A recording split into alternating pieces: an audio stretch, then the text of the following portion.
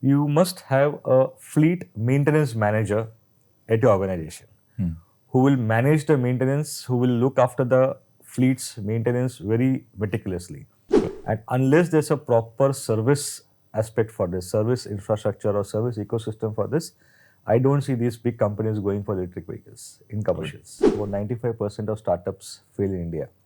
The basic reason of being startups failing is because we are not geared up for a business mindset.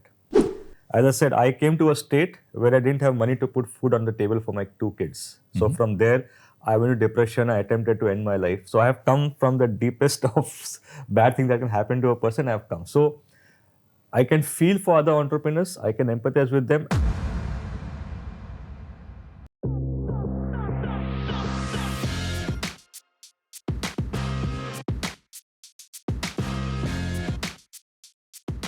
Well, one thing I would like to mention is change is the only constant.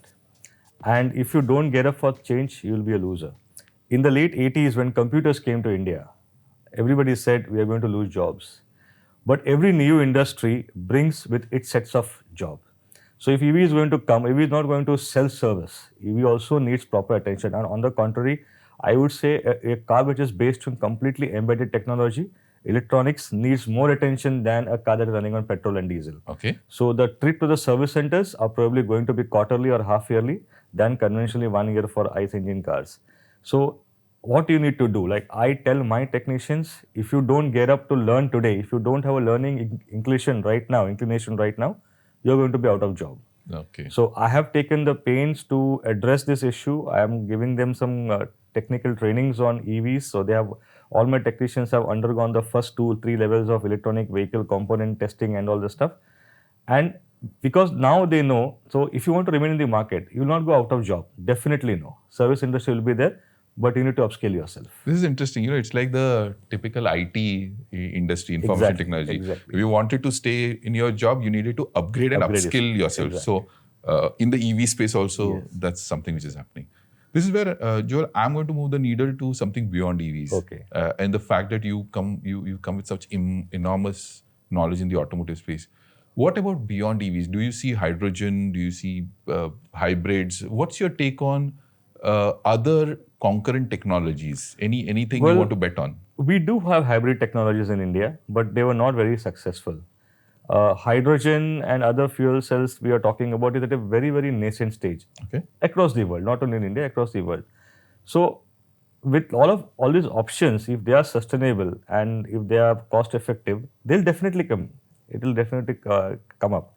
But as I said earlier, we need to be prepared for all this. So I was prepared for EV probably 2 years back.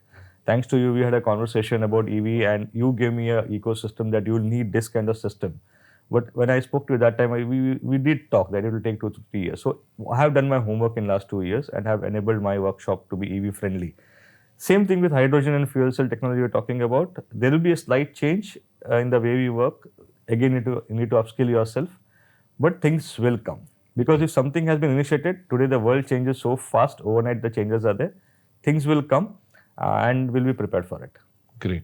So what I hear from you is these are concurrent technology. They will be there, but at this point in time, let's gear up for the EV space. Yes. Good. With this, Joel, I want to get to some personal side of you, and something which you are passionate about is the entrepreneurship journey. Okay.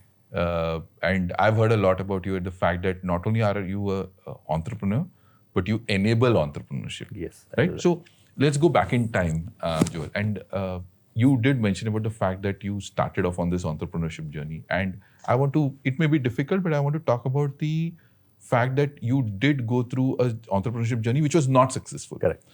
Tell us about it. What was it about? What learnings you have for others? I mean, there are budding entrepreneurs.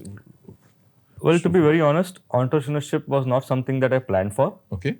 I had a very good job. I was at a very senior level in a multinational company, and my life was really good. And there, this entrepreneurship bug bit me. So because I was a technology guy, I wanted to do something in a specialty field like retail, malls and all. So I got hold of some people. I spoke to them about what my designs are, software designs and all. And with my one good friend and a distant relative, we started this company. Now, 95% of startups in India fail. Right. we failed miserably. Me Okay. and my partner, we failed miserably. We lost a lot of money. I lost my house. I lost my cars. I lost everything. Okay. To a point of a time came when I didn't have money to feed my children. It became that bad. All my credit cards were full and I didn't have a penny in my bank. It came to that point. Uh, I went into depression so much that I also attempted to end my life, to be very honest. Okay. But by the grace of God, I survived, and something happened in my life for which I was staying in Pune that time. I had to come back to Kalyan where my parents were staying. My child was not well, and we had to take his treatment in Bombay. So during those 15 days, I stayed with my parents after a long time. Okay. And in these 15 days, I realized that car service industry, which I always wanted, that experience I told you about taking my sister's car, brother's car, happened in those days. And then I said, okay, I've lost everything. I don't have. Even the hospital bill for my child was paid by my father. So Okay. I have nothing in me, but I want to do this. But how do I convince people? Because I'm already a failed businessman. So I put this concept on a website. So I know how to develop websites. I hosted it and I put this concept and I approached them. And all of them said that this is your calling. Okay. This is what you're made for, because they knew the kida that I have for cars and they readily invested money. All right. Started the business. Everything was fine. Then we had some government jhatkas, as we call it, with the demonetization, GST and all that stuff. We were not geared up for that. Okay. And the first 3 years of Express Auto Care was a miserable failure. Okay. And again, I was contemplating, what do I do? Again, I've burnt money. I don't have working capital. I have to pay my staff. I've sold my house. I'm staying on rent. I have nothing now. Okay. And again, the same thing.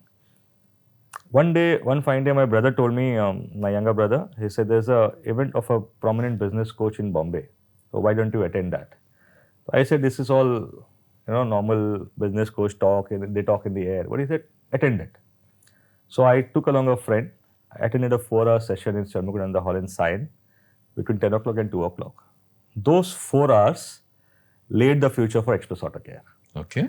And in those 4 hours, I realized that from my childhood, our Indian education system, our Indian parenting system, our social system gears us only for jobs, not for creating jobs.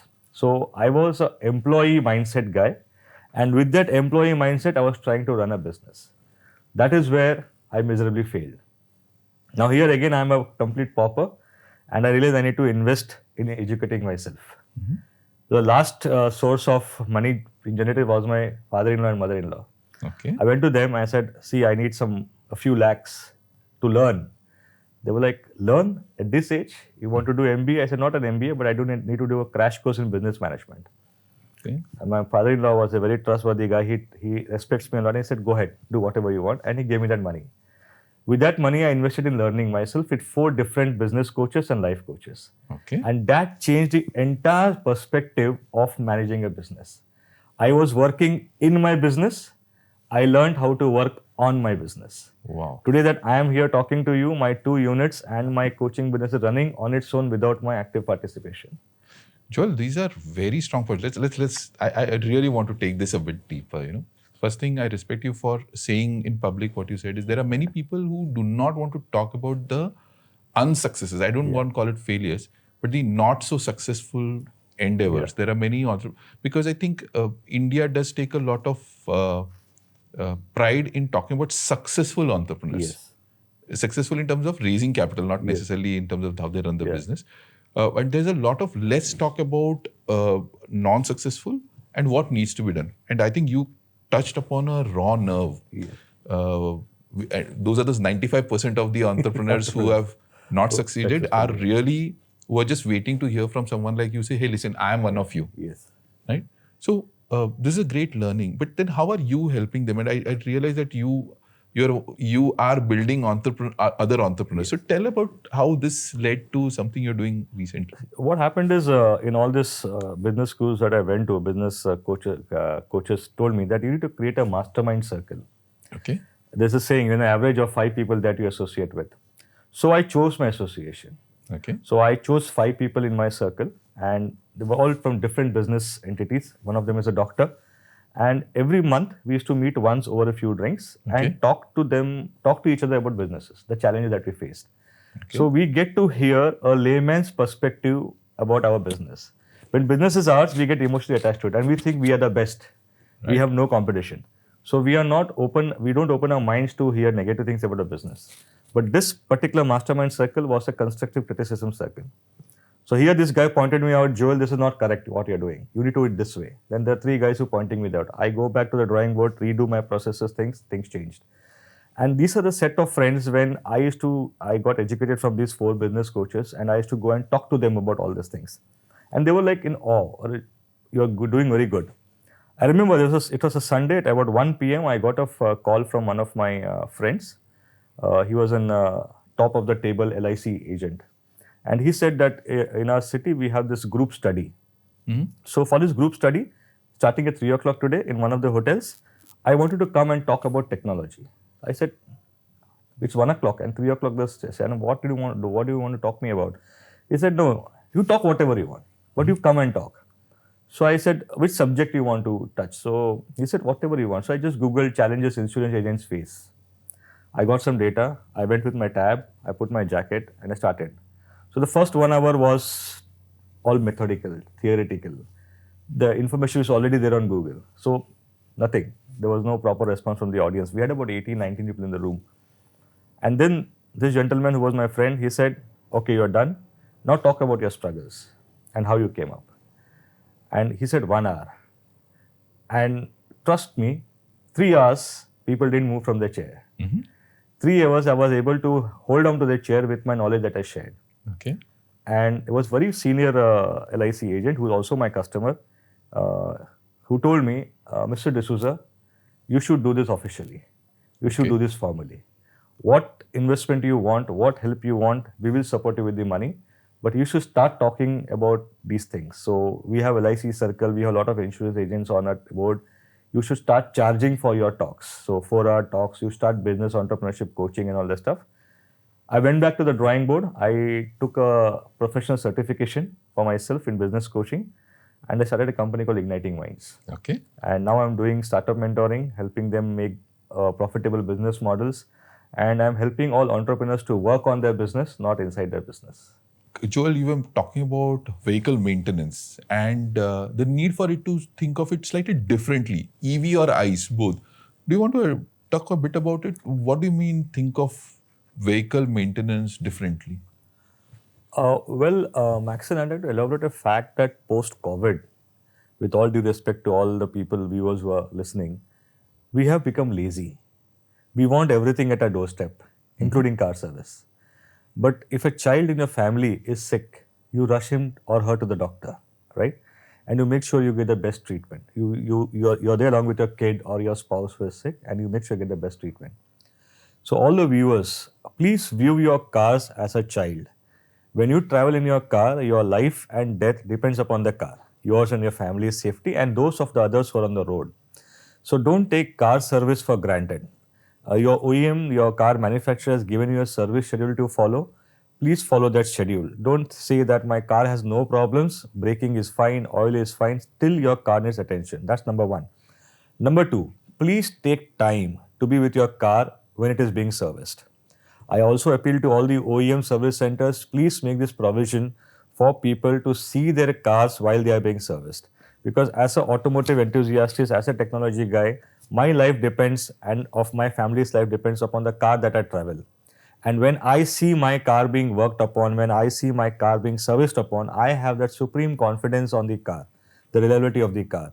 So please take out time. Don't be lazy, don't be complacent. Please take out time and be with your car when your car is being serviced. There will be no question of dishonesty, no question of overcharging, no question of inflated bills. You will be paying what your work has been done on your car. So please treat your car seriously as a family member and you will never have troubles in the reliability of your own car. That's a true automotive buff who calls the car as a family member. You know, it is. And that's a very interesting piece, Joel. And I really respect you for saying that, you know, treat your car, because many people do not realize the safety aspect of it. Your life depends upon how safe your car is or how safely it works during critical Actually, moments. people don't realize, but in India, most of the accidents happen because of non-maintenance of their vehicles. People don't realize. As long as the wheels are running, the AC is running, everything is fine, they say the car is fine, but it's not like that. So you need timely intervention and maintenance. Which brings me to another fact is you did address the individuals, so people who have owners of vehicles, individual vehicles or individual owners. But let me just try and move to another aspect, which is the B2B, which is large fleets. Fleets of vehicles. Anything that you are doing from the fleet side in terms of fleet services and any comments on that side? Because for me, how I look at it is the fact that unlike a individual owning a car, for a fleet, the cars are always running. So Correct. that much lesser time for service. Any comments around this? We do have some company corporate tie-ups that we do for fleets. We have about more than 500 cars that we maintain, which are part of four different organizations. But as you said rightly, yes, the time that we have for servicing those vehicles is very less because they're always on the road. And that's the reason we pre-book the cars and we anticipate what spares will be required for this. So we keep adequate stock of the spares and we get this done. Talking about the future, as I see now, Amazon, Flipkart, all these logistics companies have their last mile connectivity is electric three-wheelers. And these are always on the road. Even Magenta has them on the road. And because your earnings depend on this vehicle, the time for service of these vehicles is very less. So I would always recommend keeping in safety perspective of the team or the staff that goes out with the vehicle and the vehicle safety perspective, you must have a fleet maintenance manager at your organization who will manage the maintenance, who will look after the fleet's maintenance very meticulously. Correct. Because if your vehicle breaks down, your lack of income comes into picture. Joel, this is where I would want to interject and say, like you said, right? In case of a person owning a vehicle, personal vehicle, it's a family member. Yes. In the case of a fleet, it's an earning family Earning member. family member. So that's a very interesting take on that, Joel. And yes, I do believe that unfortunately in India, a lot of fleets go unserviced. Correct. Or lack of service is one issue, and that's one of the reasons why you have a lot of unsafe road practices. But Joel, for these fleet operators, you did mention about the fact that they need to also follow the service. And you addressed the EV part. Just one punt on the future on the EV side, largely from a fleet perspective. So right now you talked about three-wheelers. Anything you view, when is the next four-wheelers and six-wheelers coming in? Anything that you're tracking in the EV space? EV space, Volvo has recently come up with a bigger engine, electric motor engine. But considering the dynamics of our road infrastructure, the ghats that we have to climb, the potholes, the traffic, commercial vehicles will take some time to really take off because, as you said, it's an earning member. So any fleets will not have vehicles that break down more often. So even the personal vehicle, it's okay, it's fine because your income doesn't depend upon it. But as far as fleets are concerned, in four-wheelers and six-wheelers and huge commercial vehicles, companies will take a very, very conscious call before they invest in such kind of fleets. And unless there's a proper service aspect for this, service infrastructure or service ecosystem for this, I don't see these big companies going for electric vehicles in commercials. Thanks, Joel, for opening our viewpoint around the service aspect of the EV space, which typically does not go as addressed as much as it should. So, Joel, you mentioned a point about you being an entrepreneur and you building up more entrepreneurs. There is this interesting but not so much spoken about is the fact that a lot of entrepreneurs really need mentorship. Correct.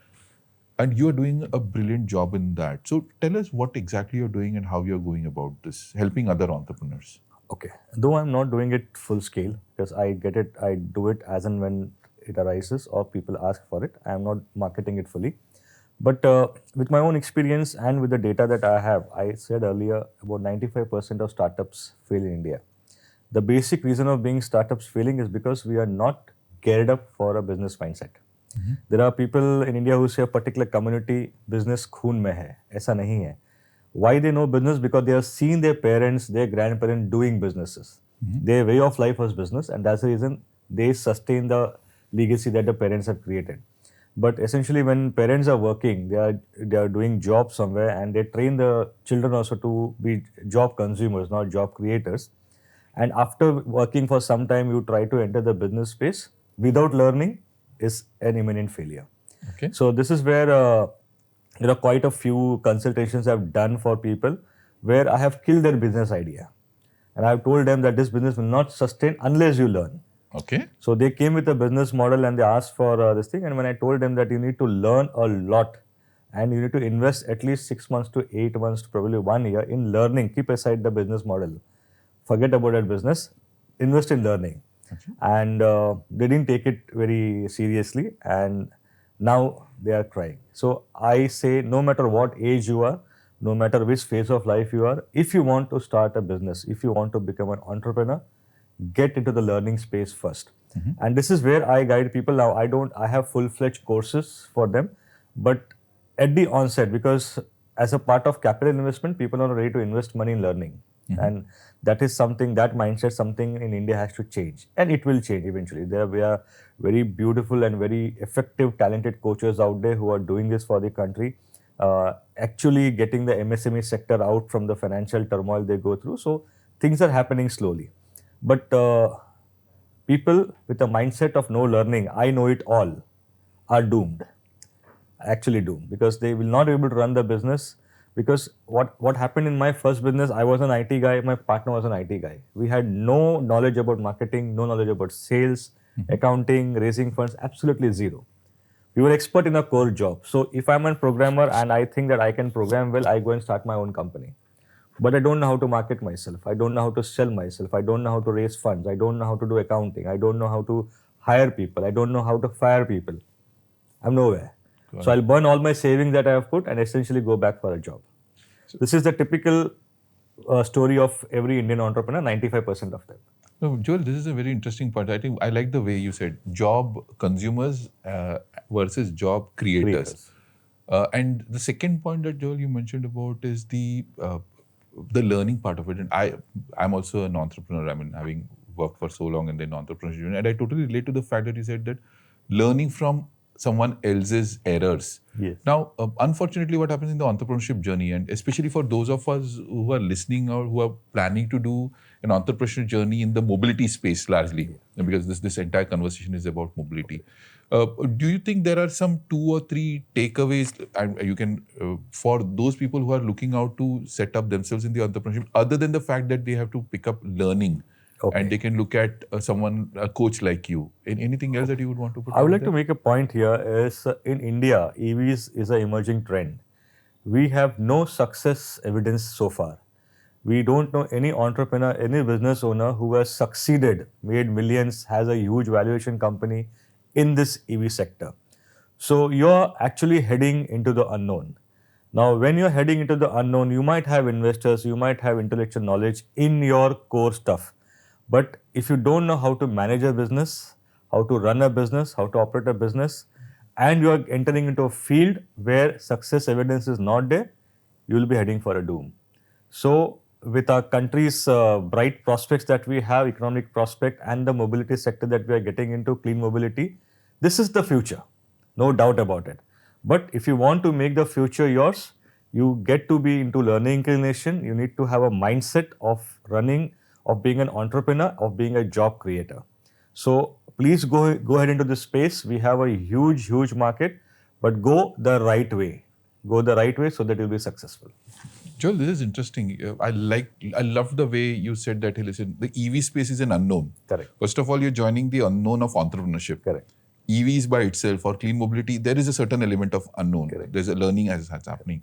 So it's better not to have 2 unknowns, at least on one side of it. Exactly. On the entrepreneurship journey, people have built businesses for so long. So use mentors like you and others to kind of undo the kind of possible mistakes that you've done. But then, Joel, let me put you on the spot, like I always do to many of my visitors here. How does it make you any different from a lot of the business coaches that are out there in the market, and a lot of them in the media space for wrong reasons? So how are you different from many of these guys? All right. We have a lot of business coaches, and no doubt they are very talented, great. They do great work in their space. But I am a very small fish in that huge pond. But the difference here is business coaches don't have a business of their own apart from the coaching business. Okay. So they have a team that develops programs for them. They have a team that markets for them. They have a team that executes events for them. They have a team, a social media team who promotes them and all that stuff.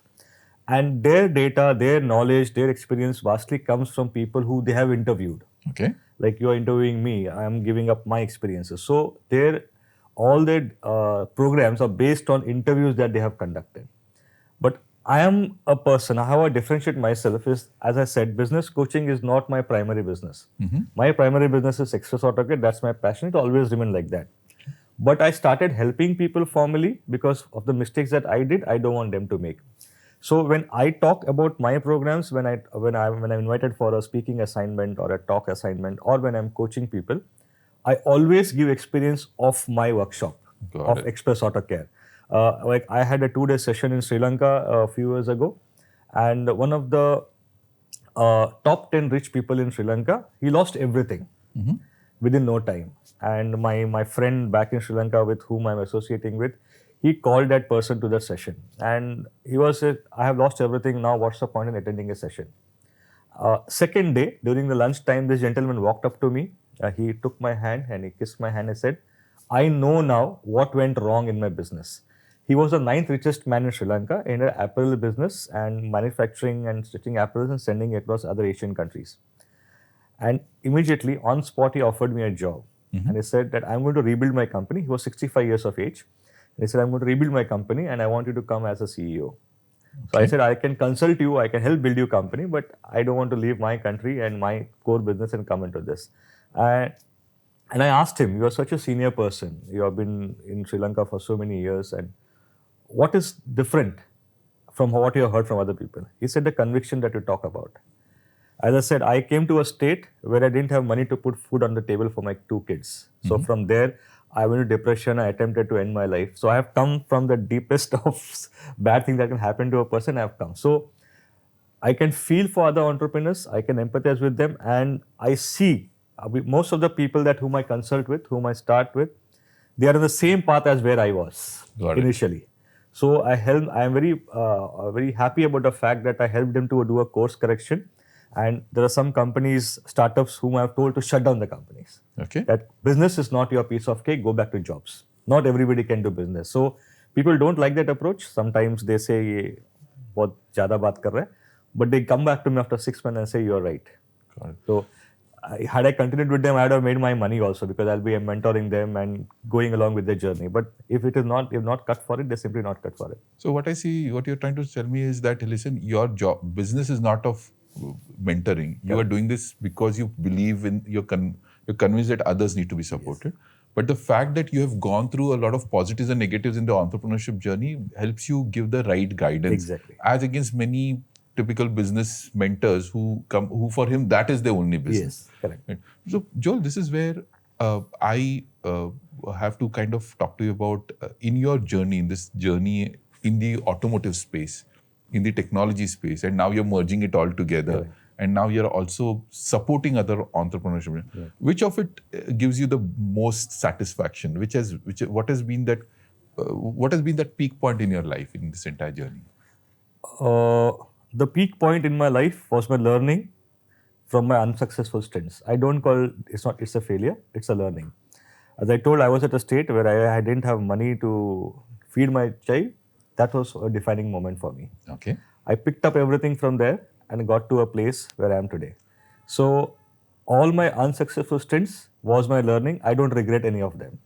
Joel, for many people, they call this their lowest point in their life. For you, you're calling that your highest point in your life is the fact that where you had nothing with you. Yes. Joel, on that note, this has been a brilliant conversation. I mean, I wish we could just continue to talk about this, and we are going to have another few more sessions with you, but on different topics. Yeah. But what I liked about this entire conversation is the fact that you were very honest to our audience about the fact that you were honest about the unsuccesses, which not many people talk about. Yeah.